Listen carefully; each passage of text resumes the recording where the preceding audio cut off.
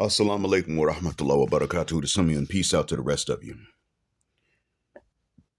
Hit the share button because the message is more important than the messenger. I want you guys to understand something about these elections every time they come around. I mentioned to black people what the solution is going to be for black people because it'll be a solution for anybody if it's implemented. Now, it is not merely about claiming it, if it's about implementing it. And the sooner in your life you implement it, the more solutions you find in life, usually in the form of a prevention in the first place. I've already talked about that. What I want you to know is about fake solutions. The solution I mentioned comes with its own political system. In this political system, you do not seek out leadership and then wind up in power. Who seeks that power cannot have it. When Muhammad sallallahu alaihi wasallam passed away, that was the end of prophecy. But the thing was, he did not ask to be a prophet and an authority amongst people. He began to get revelation that you could tell did not come from a human being. And so he ruled by revelation. And then when he was no longer with us, the people rightly said, listen, Abu Bakr, you know him better than any of us. So now you run the affairs of the state. Because this solution, which is a revelation, came with its political system, as I mentioned. So they told him that he was now to run the affairs of the state according to what had last been revealed. And he was in a position to know the revelation, what would go against it and what would go with it. And he did his job. And then when he passed away, it was Omar's turn. And it was the people around that told these men to run the affairs of the state. Abu Bakr did not seek this. Omar did not seek this. Uthman did not seek it. And Ali did not seek this. May Allah be pleased with them. If you seek that sort of authority, you don't get it. That right there underlines a fundamental difference in between the political process in which African Americans are engaged and most of Africa and the diaspora are engaged, which is elections of candidates that seek power, and the actual solution in which power does not go to those who seek it. These two can't be reconciled.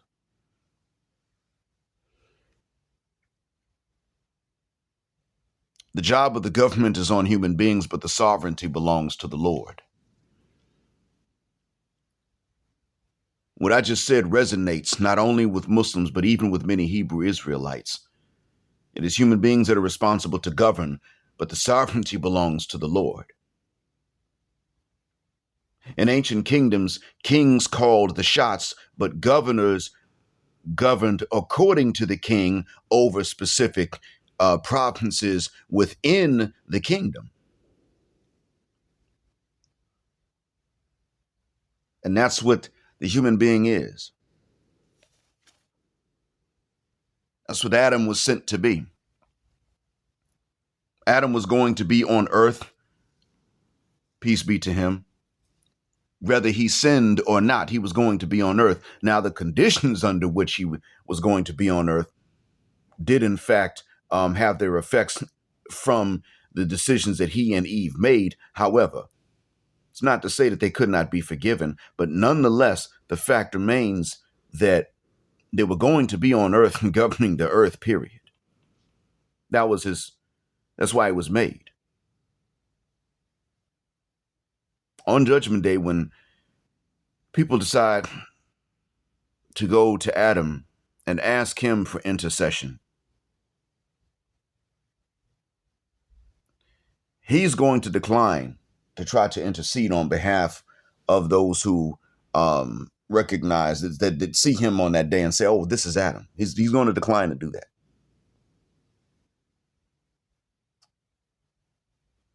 But likewise, Muhammad sallallahu alaihi wasallam told us of a conversation between Musa alayhi salam and Adam. Even though they lived at different times, this conversation happened. It happened after each one's passing. And this is when Moses challenged Adam. Why did you do what you did and put us on earth? Or we had to be on earth in this low world because of what you did. And Adam said, are you arguing with me about a matter that Allah had already decreed? Some people say that that's Adam making an excuse that he was destined to sin. No, he had free will. Eve had free will. That's not what he meant. What he meant was that he was already created to be on the earth. That's what he meant.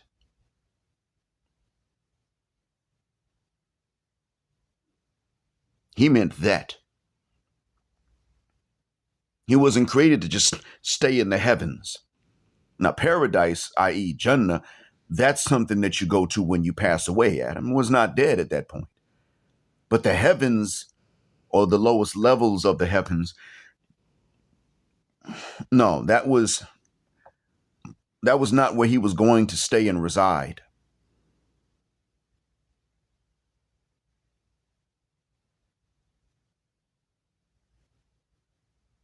It's just like a plane that is going, it's already headed for its destination. The plane is already headed for there.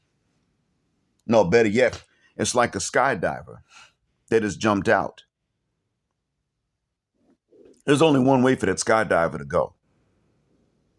No wings, no propulsion system. He done jumped off the plane that has all of those things. Skydiver ain't flying. He ain't going very fast sideways, and he ain't going to go up. He's going to go down. Now, the skydiver is either going to deploy the parachute at the time he's supposed to deploy it, or the skydiver is going to not deploy the parachute. One way or another, the skydiver is going to land. Now, the skydiver can sit up and say, I'm enjoying this semi-weightless feeling of free fall, this microgravity. I'm not ready to open the parachute yet. And he just keeps on going down and doesn't open it.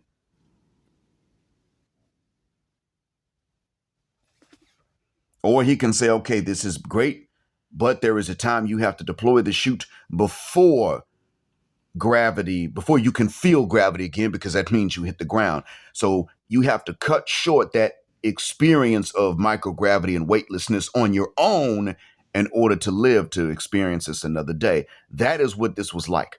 Now, let me get back to this, the ballots. When I go into my classroom, I have to tell my students to do things that they don't want to do. Not only that, but when I go into my classroom, I have to tell my students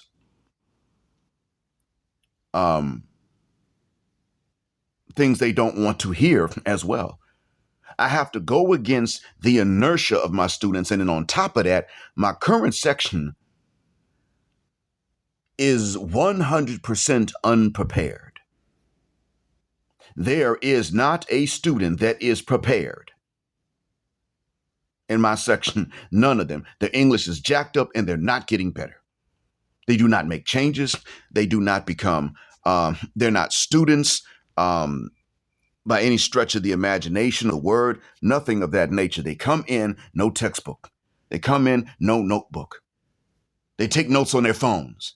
I tell them, you can't write fast enough on that little itty bitty keyboard to keep up. Doctor, wait, I'm not done typing yet. Nigga, that ain't my fault. Get a pen and paper or get a full size keyboard on your tablet or laptop. I don't have time to go this damn slow, and you're already behind anyway. So in addition to what I have to tell them, no matter how good they are, that they don't want to do, like study and repeat and practice and think before you speak and mentally translate before you speak, because you're not allowed to speak Arabic in my class. I also have to be harder with them because they came in unprepared. Every other professor they had before me and every high school teacher they had before me just kept kicking the can down the road, letting them go to the next level without even telling them, hey, you're really not ready. You need to spend the summer studying and catch up, but I'm letting you go. And I didn't even have the decency to do that. Then they showed up in front of me, and I'm not allowed to let them pass if they're not ready. I'm under specific orders not to do that. And now what has happened is that when I go into that classroom, I have to understand that the will of the student, what is convenient for the student, what would lower the blood pressure of the student, will be if I no longer am their professor.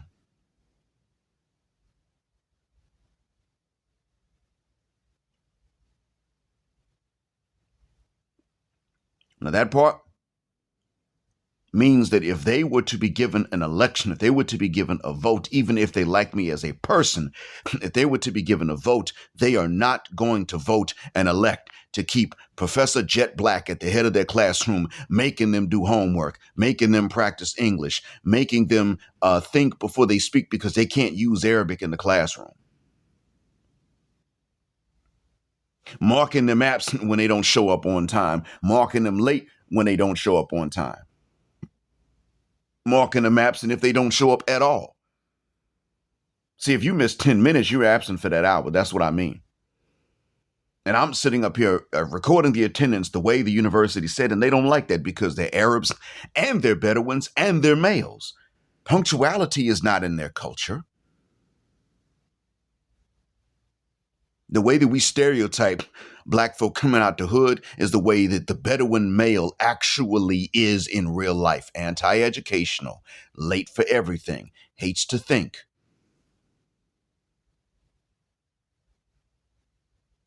And entitled.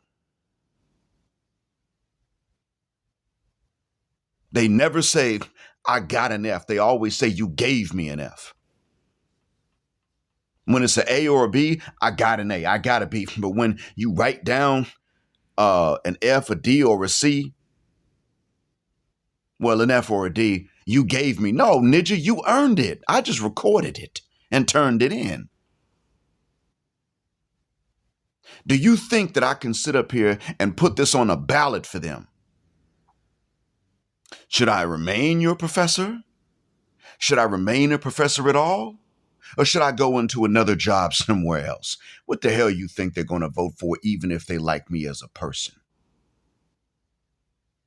They're going to vote for me to go and get another job, even if I can't find one. They do not give a rat's behind. They don't want to do the work. Some of them may be ready to do the work if they know what the hell the work is ahead of time, but they don't want to do it. None of us do. And I understand the pain that some of them might be going through right now at this point, because I was pissed off at Morehouse that my dad had to pay money for me to go, only for professors to just sit back and give me a whole lot of work to do and then write a grade down for it. I'm like, no. I didn't pay to be worked. I paid to be taught. The minute I'm no longer learning from the work you give, you are sitting up and taking my father's money and wasting it. No, Ninja, explain this and let me know exactly what I'm practicing so that I'm actually getting an education for which my father paid. Don't just give me busy work to do. Don't play with me. So I go into my classroom and I don't do that. But one thing I'm never going to put as an election in front of them is, should I continue being a professor or not? Hell, should I give you this work to do that you don't like to do or not? I'm going to give it to them for their own benefit.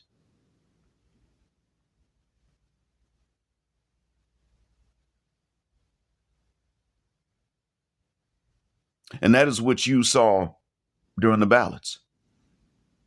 There's an interest that the political system has in which these elections are held, whether it's the U.S. or other countries. But look at the U.S. election right now that we just got through.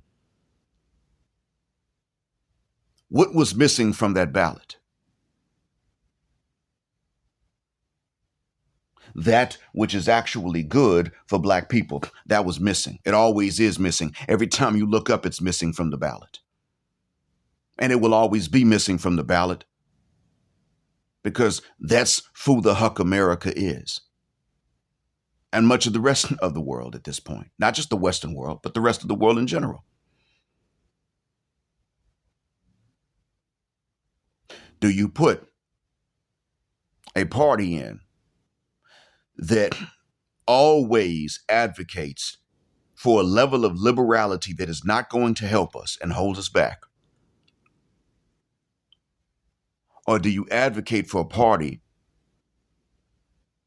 that claims values from which we would actually benefit if we had them and implemented them, but themselves don't really have these values?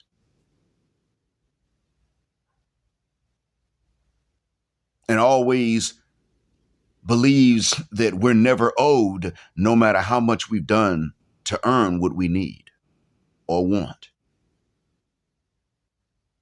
And that they never owe, no matter what the hell they've done to wind up owing. See, what we don't understand is that you're not allowed a political party that's not hypocritical. It's not there. It's not on the option for you. It's not on the ballot. The Republicans talk about the bootstraps and they make sure you don't have them. And you still done a lot better than what anybody else would have done in that situation. But they talk about the bootstraps. The same bootstraps they've made sure you can never get, they keep on telling you to use to pull yourself up. And they talk about what you don't deserve and what you're not owed and how entitled you are because of what happened to some ancestors of yours generations ago. And then they exaggerate. By the way, when some of you say over exaggerate, that's already redundant. They exaggerate how long ago it was.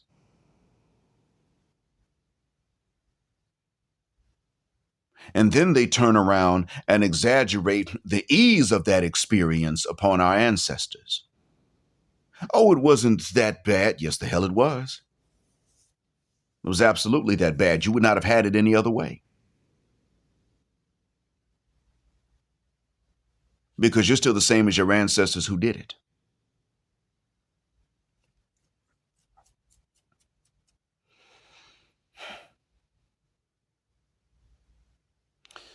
Most of us did not vote for Trump. And I don't have to tell you how hypocritical it is that we're now being blamed as though most of us went out and voted for Trump. I mean, in all honesty, it's like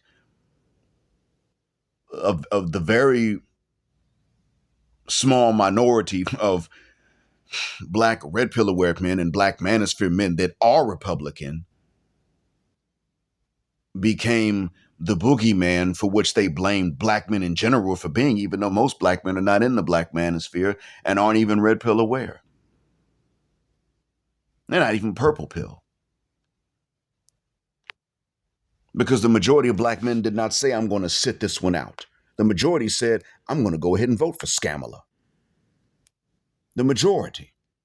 We're all related to them.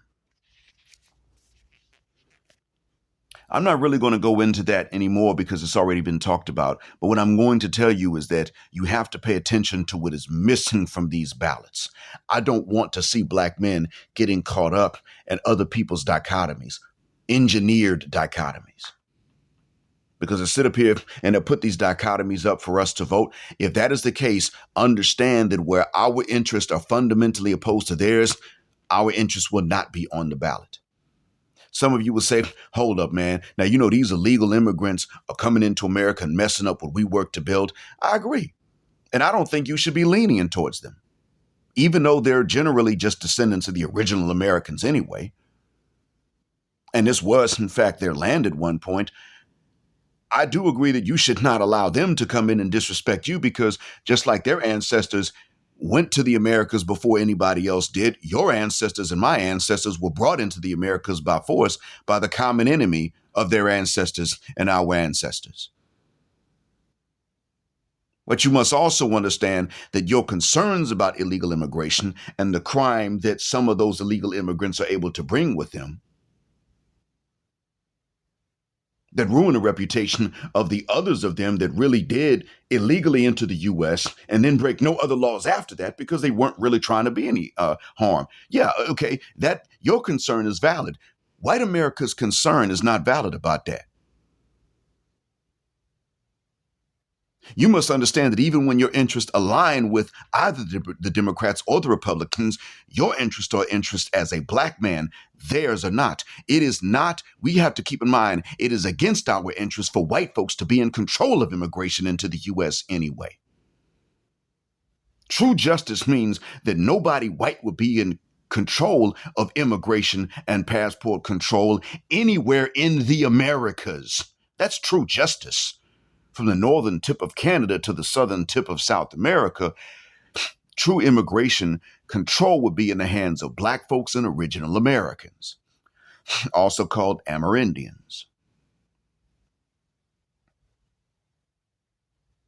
And any white folk working anybody's passport control, immigration control, or border patrol would be doing so under the authority of folks that are not white and in the interest of folks that are not white. That's true justice.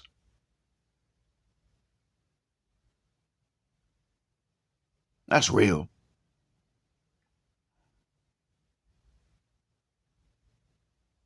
You'd have to understand, and maybe I'll lose my YouTube account for saying this. I don't know. I hope not. But the fact you got to understand is that justice for you was not on the ballot. You think Trump wants to get rid of illegal immigrants because he wants to put America first? No, Trump wants to get rid of illegal immigrants because he wants to put white folk first. Remember that when Trump talked about S-hole countries, some of you were turning around and saying the same thing about the same countries. Who turned them into S-holes? Crab holes. It was people that are like Trump. That were in politics and in business where these two intersect. Trump just happened to be in business for years. And I'm all for not blaming Trump for things he did not do. If those felony convictions are bogus, then he should appeal them and they should be overturned and vacated. He didn't do these things. But that doesn't mean that that doesn't mean that we can't see through Trump because we can see through Kamala.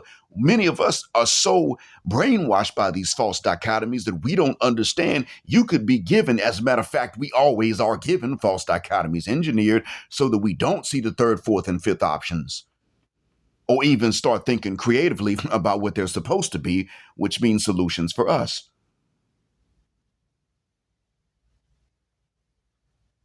Why is it that we don't start taking on a pro-black view of immigration?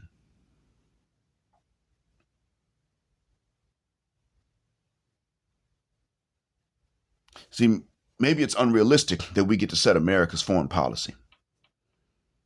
But don't ever lose sight of the fact that justice means that you are the one in charge of America's foreign policy, including who gets to go to the U.S. That's justice.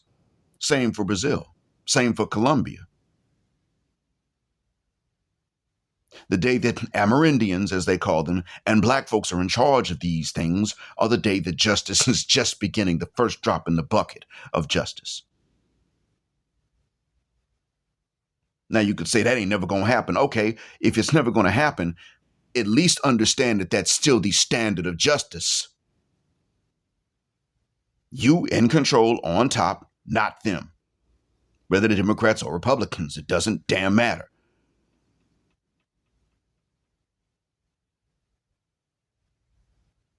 Because yes, Republicans will jack up the environment, the natural environment, the man-made environments.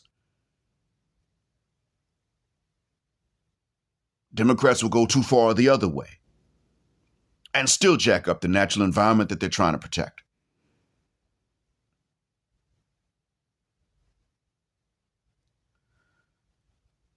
And you're sitting up here thinking either in one box or you're thinking in a bigger box in which that first one box I mentioned is still contained. That's about the extent to which we're thinking. Stop it.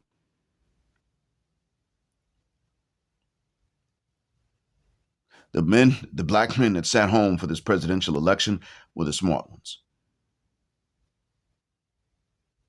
The black men who said, I'll vote for the couch. Some of them who said they'll vote for third parties were the smart ones. Now, I'm not saying that the third party is capable of bringing about the solutions.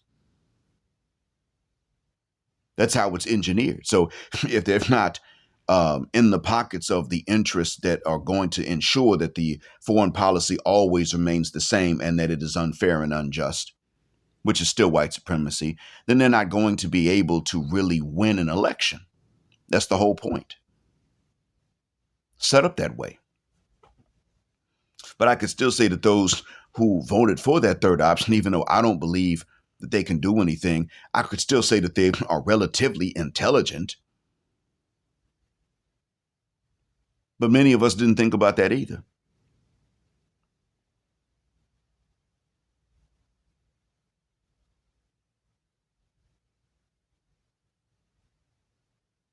We're still having these debates. What Trump wants to do may align with what it is that we want, but don't think that it's for the right reasons. Keep that in mind.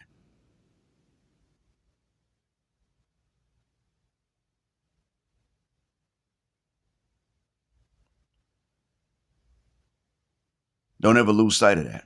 He may not hate us. I don't think he likes us. I don't expect that. He may not hate us, though.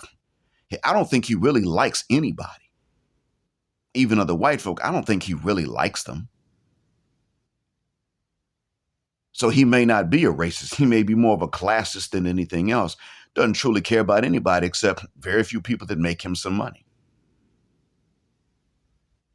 Nonetheless,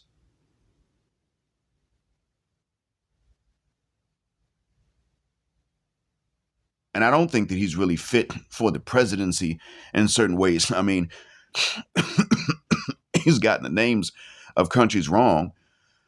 And he's even talked about talking to presidents of U.S. territories. He's the president. Who's the president of the U.S. Virgin Islands? It's him. Do you think that he neglected Puerto Rico when they needed aid after hurricane because he was looking out for the interest of black people? That's not why he did it. He just didn't fivagog. Don't lose sight of that.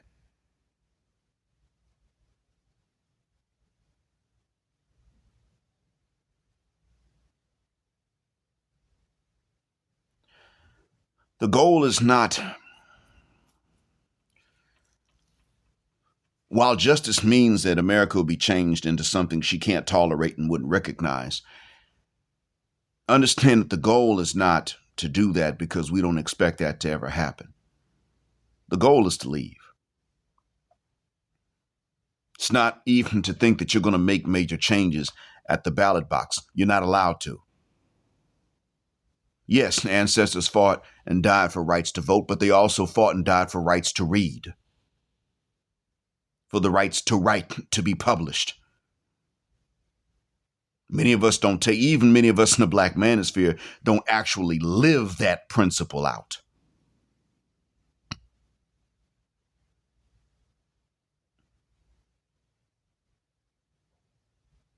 They fought and died for the right to vote. Yeah, they still weren't given a right to vote until it was pretty much secured that we would not have the options that were in our best interest for which to vote on these ballots.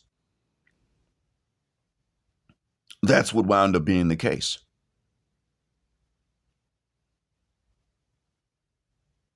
Look up Andrew Jackson, y'all.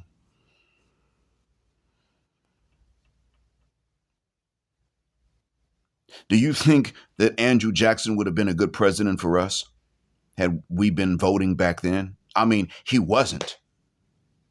But if we had been voting back then and free, do you think he would have been a good president for us? And I'm not talking about Andrew Johnson, but Andrew Jackson. Early 1800s, not after the Civil War ended.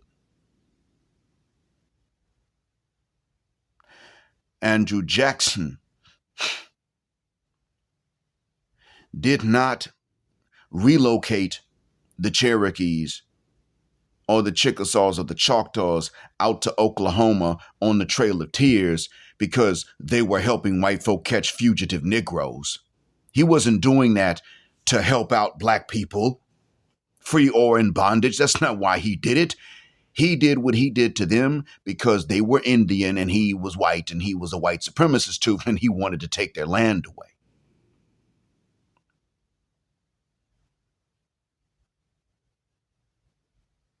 The solution was not in the ballot.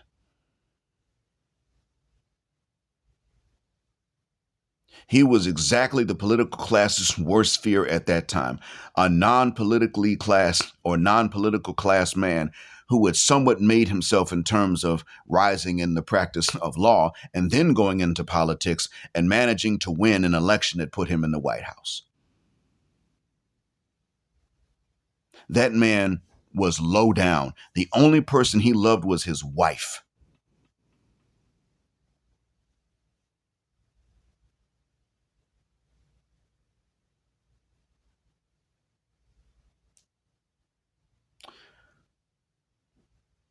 This man turned on his allies. Donald Trump reminds me a lot of him when you actually learn history and study it. And I had to teach this in the States. Donald Trump reminds me of this man.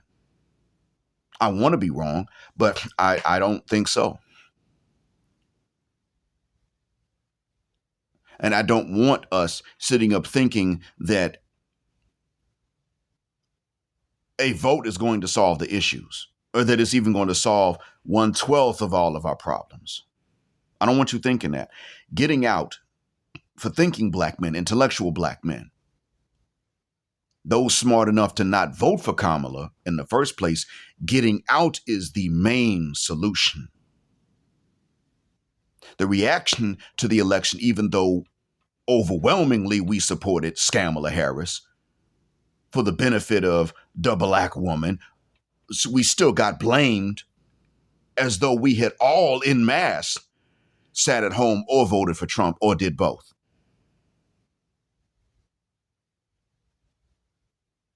We're the most egalitarian men, and we've been referred to as being the most sexist by the women in the best position to know that we're the least sexist, the least misogynist. Getting out is going to be the best thing. And some people like to sit up and say, well, the pro-black crowd is a problem. No, the pro-black crowd is not really the issue. It's the pro-whack crowd that has replaced the old pro-blacks. Now the most pro-black thing to do is to leave Becky alone and to leave Keisha alone. Shouts out to AC. That's the most pro-black thing you can do. And a lot of times that means leaving them alone in many parts of Africa until we can at least get a map, a cultural map of where the women are traditional and good looking and where they are wild in the fout. We can get a detailed map of that, then we can know which parts of Africa we can look to for black wives. And to that point, best thing for us to do is leave them alone. Leave alone Becky. Leave alone Sapphire, whether she's from the continent, the Caribbean, or North America.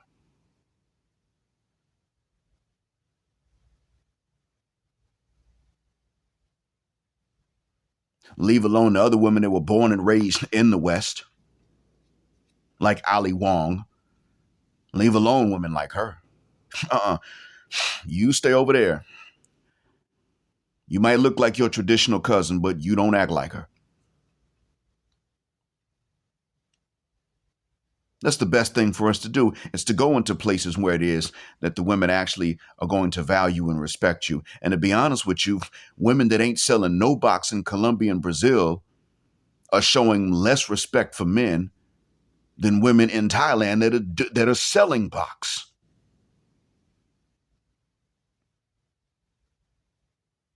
Because they're drugging and robbing.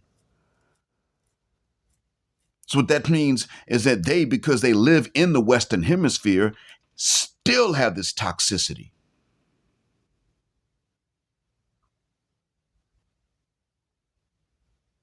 And we have to start paying attention to that. It is going to be for us to go and look in places for the best wives and the best moms for the kids. That is the proest, blackest thing that we can do. And that means screw Europe, screw North America, screw the Caribbean, many parts of the continent, although I don't know what the exceptions are anymore. That's what that's going to mean. It doesn't mean that, well, you get the idea in terms of extremes and nuance. Building our professional lives as well abroad is going to be a better solution. Because you see, in all honesty, we keep talking about votes. If you really want to look at a group of people that you like to talk about having their stuff together and trying to emulate, understand that for them, lobbying is more important. They don't care about elections, they care about lobbying.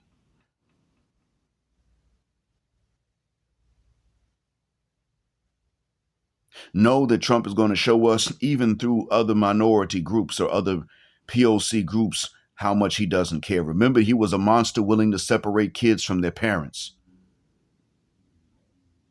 Keep that in mind. I don't blame him for enforcing immigration laws to a certain extent. Well, no, I blame him for doing it. I would not have blamed one of us for doing that. But he was willing to separate families.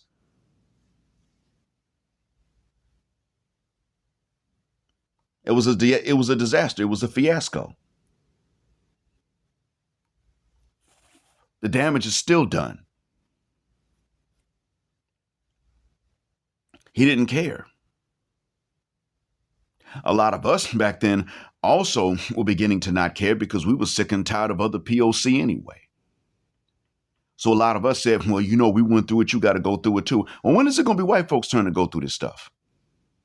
If everybody got to go through it, why do even many of us sit up and act like they're exempt?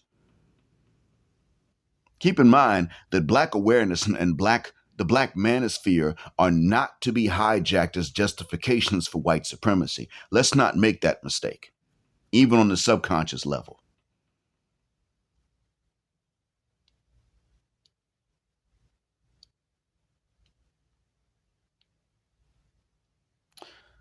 The other thing too is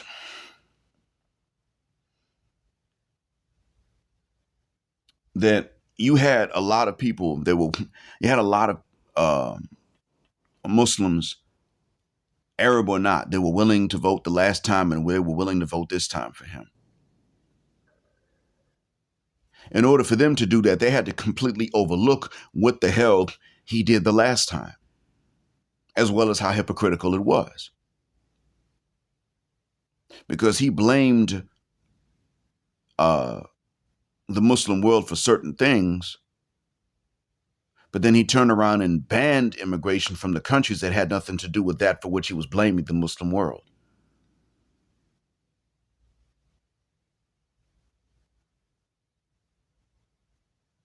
He didn't have it wasn't actually a Muslim ban he had. It was a poor ban. Keep in mind that Trump has said, and many of his supporters even more vocally and low vibrationally said, that they want immigration from Scandinavia and Western Europe. They just don't want it from the darker world. That's white supremacy. North America's not their land to begin with. But they said it. He even, when he made a reference to S-hole countries or crap hole countries, he was talking about immigration at the time. He was saying, we don't want people coming from these S-hole countries. Wait a minute, hold up. So you want people to leave countries where things are already fine for them so that your nation can be whiter. And you want to stop immigration from countries where people actually would have an interest in leaving to go to the U.S. in the first place.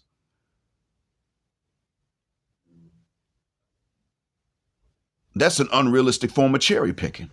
That's like you sitting up and saying, well, I want a job where I don't have to solve any problems, but I get paid a lot of money. That's unrealistic for you to say. It's just as stupid from a political standpoint and an international economic standpoint. That's a dumb thing for Trump and his crowd to say. Or we want people who don't have an interest in leaving their countries to come here, who have no reason to want to leave their countries to come over here. Dumbass. They're just going to visit and leave.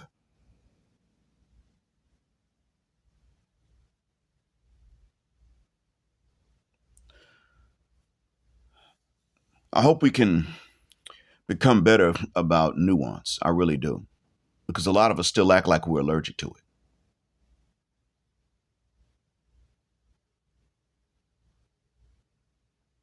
Hopefully this message will benefit.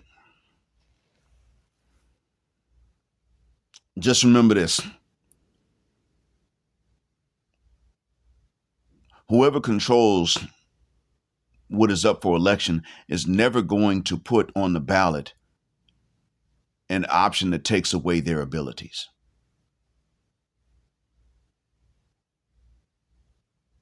Just keep that in mind. The elites are never going to put an option on the ballot that would allow you to vote them out of their elite positions. You wouldn't do it if you were one of them. Thanks for listening. As always, Black Heart, Black Mind, Black Out, Assalamu Alaikum, and Black heterosexual, non-select male power because they don't like it, and Black patriarchy until extinction of Judgment Day.